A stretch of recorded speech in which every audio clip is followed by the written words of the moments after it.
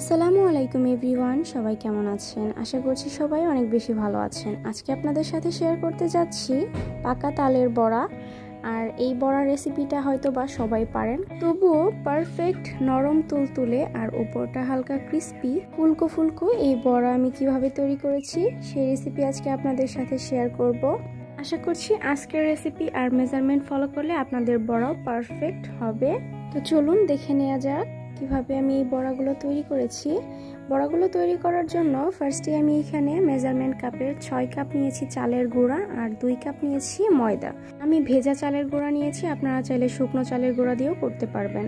এখানে আমি চিনি দিয়ে দিচ্ছি ফার্স্টেই 2 কাপ। আমার এই চিনির পরিমাণটা কম ছিল, আমি আবারও 1 কাপ চিনি পরে ব্যবহার করেছি। তবে মিষ্টিটা যার যার স্বাদ অনুযায়ী আপনারা বাড়িয়ে অথবা কমিয়ে দিতে পারবেন।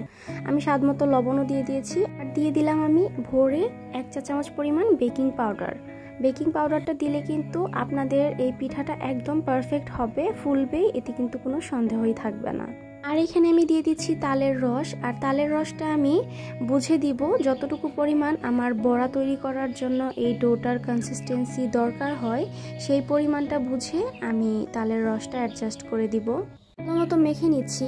আর এবার আমি চালের গুঁড়া আর ময়দার পরিমাণটা আপনাদেরকে বলে দিচ্ছি। যেহেতু আমি এখানে অনেক বেশি পরিমাণে পিঠা তৈরি করছি, অনেকেই হয়তো এতটা তৈরি করবেন না, তো সেই ক্ষেত্রে আপনারা যতটুকু চালের গুঁড়া নেবেন তার 3 ভাগের 1 ভাগ নেবেন ময়দায়, তাহলেই কিন্তু পারফেক্ট পিঠা আপনারা তৈরি করতে পারবেন। আর এখানে আমি নারকেল দিয়ে দিলাম মেজারমেন্ট কাপের 2 কাপ পরিমাণ দিয়ে ভালো মতো মিশিয়ে নিচ্ছি। নারকেলটা দেওয়ার চেষ্টা করবেন, এতে কিন্তু পিঠার টেস্টটা বহুগুণে বেড়ে যাবে।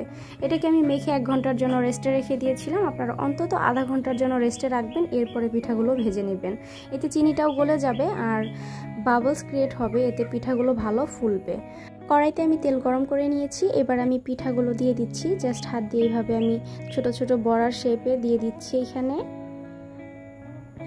আর চুলার আঁচটা মিডিয়াম থেকে একটু লোতে রেখে পিঠাগুলো একটু সময় নিয়ে ভেজে নেবেন, এতেই কিন্তু পারফেক্ট হবে। একদম উপরটা হালকা ক্রিস্পি আর ভেতরটা সফট, খেতে কিন্তু অসাধারণ মজার হয়েছিল পিঠাগুলো। আপনারা একবার হলেও ট্রাই করতে পারেন, আশা করছি আপনাদের কাছে ভালো লাগবে।